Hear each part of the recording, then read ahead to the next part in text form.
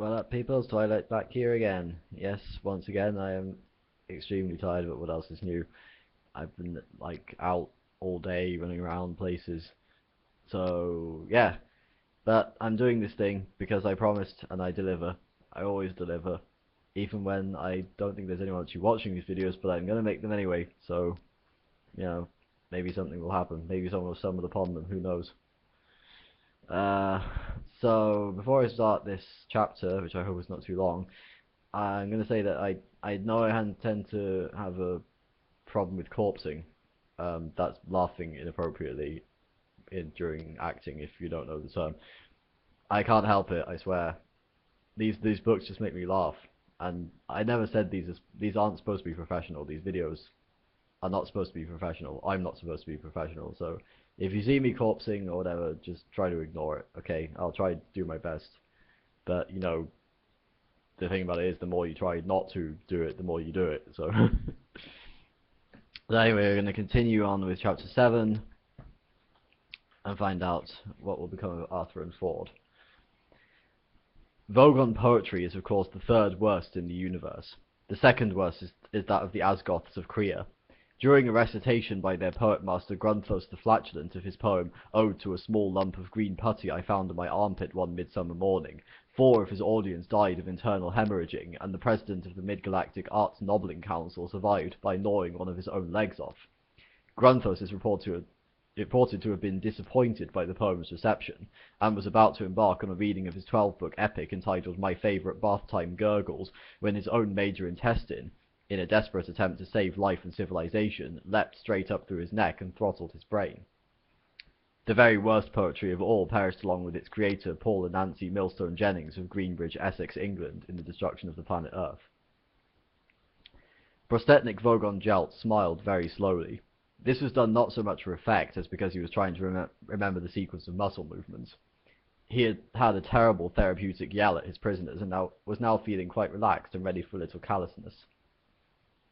Sorry, I'm stumbling over my words here, but like I said, I'm really tired, so please forgive me. The prisoners sat in poetry appreciation chairs, strapped in. Vogon suffered no illusions as to the regard their works are generally held in. Their early attempts at composition had been part of a bludgeoning insistence that they be accepted as a properly evolved and cultured race, but now the only thing that kept them going was sheer bloody-mindedness. The sweat stood out cold on Ford Prefect's brow and slid round the electrodes strapped to his temples. These were attached to a battery of electronic equipment, imagery intensifiers, rhythmic modulators, alliterative residulators and simile dumpers, all designed to heighten the experience of the poem and make sure that not a single nuance of the poet's thought was lost. Arthur Dent sat and quivered. He had no idea what he was in for, but he knew that he hadn't liked anything that had happened so far and didn't think things were likely to change. The Vogon began to read, a fetid little passage of his own devising. "Oh, Freddled Grunt Buggly," he began. Spasms racked Ford's body. This was worse than even he'd been prepared for. "Thy micturations are to me as plurdled gabble-blotchets on a lurgid bee." "Ah!" went Ford Prefect, wrenching his head back as lumps of pain thumped through it. He could dimly see beside him Arthur lolling and rolling in his seat. He clenched his teeth. "Group, I implore thee," continued the merciless Vogon, "my foonting turling dromes." His voice was rising to a horrible pitch of impassioned stridency. "And hooptiously drangle me with crinky bindle wordles, or I will rend thee in the gobberwarts with my blurgle crunch, and see if I don't." "Yeah!" cried Ford Prefect, and threw one final spasm as the electronic enhancement of the last line caught him full blast across the temples. He went limp. Arthur lolled. That means bouncing around, not like LOL. "Now, Earthlings," whirred the Vogon. He didn't know that Ford Prefect was in fact in a small planet somewhere in the vicinity of Betelgeuse and wouldn't have cared if he had. "I present you with a simple choice. Either die in the vacuum of space, or—" he paused for melodramatic effect. "Tell me how good you thought my poem was." He threw himself backwards into a huge leathery bat-shaped seat and watched them. He did the smile again. Ford was rasping for breath. He rolled his dusty tongue round his parched mouth and moaned. Arthur said brightly, "Actually, I quite liked it." Ford turned and gaped. Here was an approach that had quite simply not occurred to him. The Vogon raised a surprised eyebrow that effectively obscured his nose and was therefore no bad thing. Oh, good, he whirred in considerable astonishment. Oh yes, said Arthur. I thought that some of the metaphysical imagery was really particularly effective. Ford continued to stare at him, slowly organizing his thoughts around this totally new concept. Were they really going to be able to bare-face their way out of this? Yes, do continue, invited the Vogon. Oh, and interesting rhythmic devices too, continued Arthur, which seem to counterpoint the, he floundered. Ford leaped to his rescue, hazarding, counterpoint the surrealism of the underlying metaphor of the, he floundered too, but Arthur was ready again. Humanity of the Vogonity, Ford hissed at him. Ah, yes, Vogonity, sorry, of the poet's compassionate soul. Arthur felt he was on a home stretch now, which contrives through the medium of the verse structure to sublimate this, transcend that, and come to terms with the fundamental dichotomies of the other. He was reaching a triumphant crescendo, and one is left with a profound and vivid insight into which suddenly gave out on him. Ford leaped in with the coup de grace. Into whatever it was the poem was about, he yelled, out of the corner of his mouth. Well done, Arthur, that was very good. The Vogon perused them. For a moment his embittered racial soul had been touched, but he thought no, too little too late.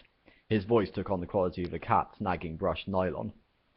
So what you're saying is that I write poetry because underneath my mean, callous, heartless exterior I really just want to be loved, he said. He paused. Is that right? Ford laughed a nervous laugh. Well, I mean, yes, he said. Don't we all deep down, The Vogon stood up. No, well, you're completely wrong, he said. I just write poetry to throw my mean, callous, heartless exterior into sharp relief. I'm going to throw you off the ship anyway. Guard, take the prisoners to number 3 airlock and throw them out. What? Shouted Ford. A huge young Vogon guard stepped forward and yanked them out of their straps with his huge blubbery arms. You can't throw us into space, yelled Ford. We're trying to write a book. Resistance is useless, shouted the Vogon guard back at him. It was the first phrase he'd learned when he joined the Vogon Guard Corps. The captain watched with detached amusement and then turned away. Arthur stared round him wildly. I don't want to die now, he yelled. I've still got a headache. I don't want to go to heaven with a headache. I'd be all cross and wouldn't enjoy it. The guards grasped them both firmly round the neck and, bowing deferentially towards his captain's back, hoiked them both protesting out of the bridge. A steel door closed and the captain was on his own again.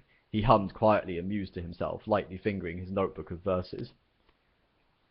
He said, counterpoint the surrealism of the underlying metaphor.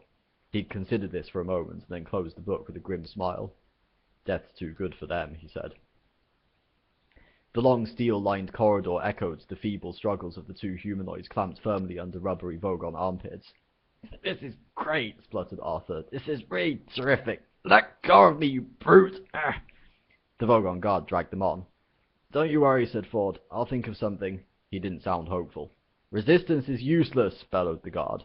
Just don't say things like that, stammered Ford. How can anyone maintain a positive mental attitude if you're saying things like that?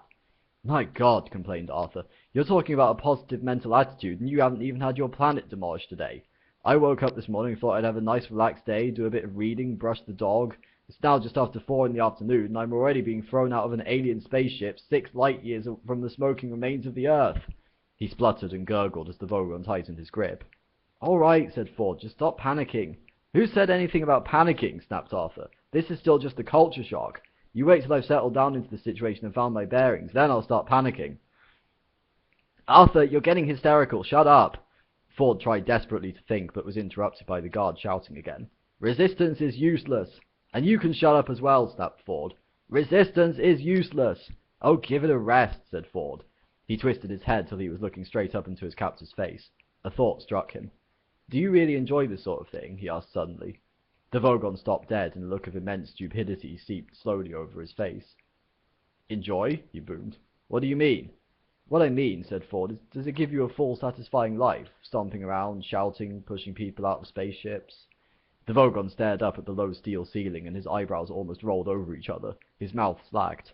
Finally he said, Well, the hours are good. They'd have to be, agreed Ford.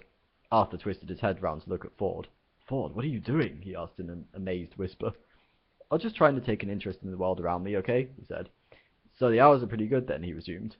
The Vogon stared down at him as sluggish thoughts moiled around in the murky depths. Yeah, he said. But now that you come to mention it, most of the actual minutes are pretty lousy.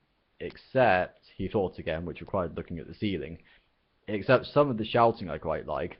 He filled his lungs and bellowed. Resistance is short, yes, interrupted Ford hurriedly. You're good at that, I can tell. But if it's mostly lousy, he said, slowly giving the words time to reach their mark, then why do you do it? What is it? The girls? The leather? The machismo? Or do you just find that coming to terms with the mindless tedium of it all presents an interesting challenge? Arthur looked backwards and forwards between them in bafflement. Said the guard. I don't know. I think I just sort of do it, really. My aunt said that spaceship guard was a good career for a young Vogon. You know, the uniform, the low-slung stun ray holster, the mindless tedium. There you are, Arthur, said Ford with the air of someone reaching the conclusion of his argument. You think you've got problems? Arthur rather thought he had. Apart from the unpleasant business with his home planet, the Vogon guard had half-throttled him already, and he didn't like the sound of being thrown into space very much. Try and understand his problem, insisted Ford. Here he is. Poor lad, his entire life's work is stamping around, throwing people off spaceships, and shouting, added the guard. And shouting, sure, said Ford, patting the blubbery arm clamped round his neck in friendly condescension. And he doesn't even know why he's doing it. Arthur agreed this was very sad. He did this with a small, feeble gesture because he was too asphyxiated to speak. Deep rumblings of bemusement came from the guard. Well, now you put it like that, I suppose. Good lad, encouraged Ford. All right, went on the rumblings. So what's the alternative? Well, said Ford, brightly but slowly, stop doing it, of course. Tell them, he went on, you're not going to do it any more. He felt he ought to add something to that, but for the moment the guard seemed to have his mind occupied pondering that much.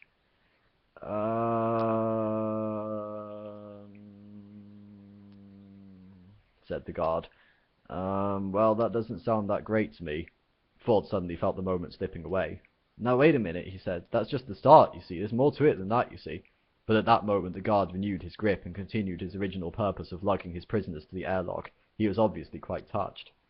No, I think if it's all the same to you, he said, I'd better get you both shoved into this airlock and then go and get on with some other bits of shouting I've got to do.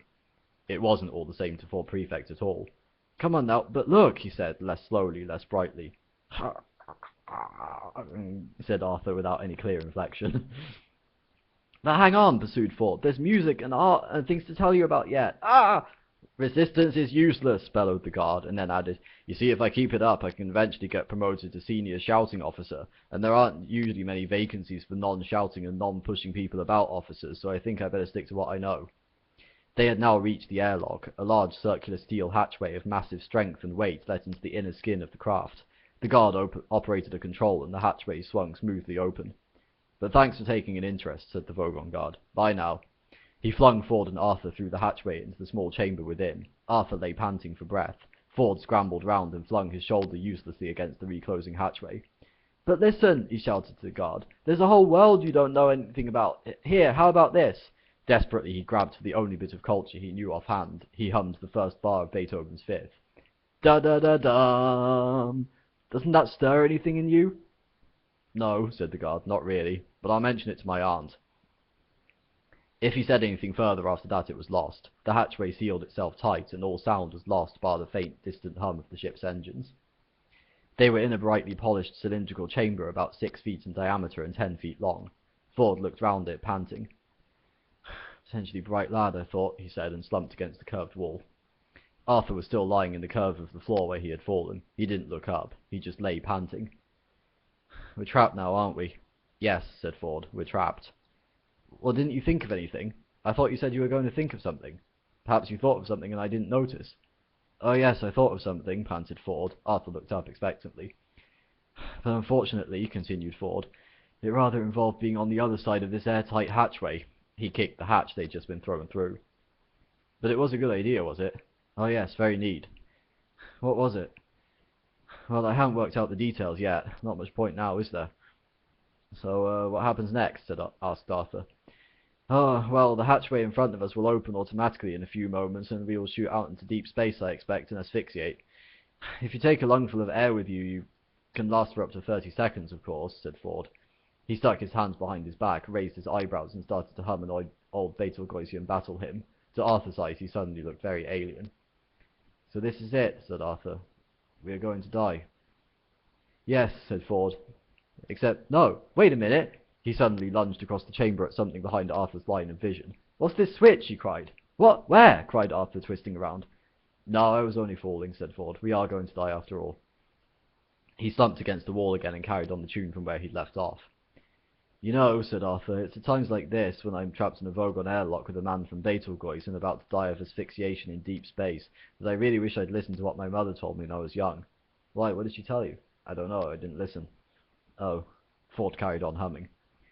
This is terrific, Arthur thought to himself. Nelson's column has gone, MacDonald's has gone, all that's left is me and the words mostly harmless. Any second now, all that will be left is mostly harmless. And yesterday the planet seemed to be going so well. A motor whirred. A slight hiss built into a deafening roar of rushing air as the outer hatchway opened onto an empty blackness studded with tiny, impossibly bright points of light.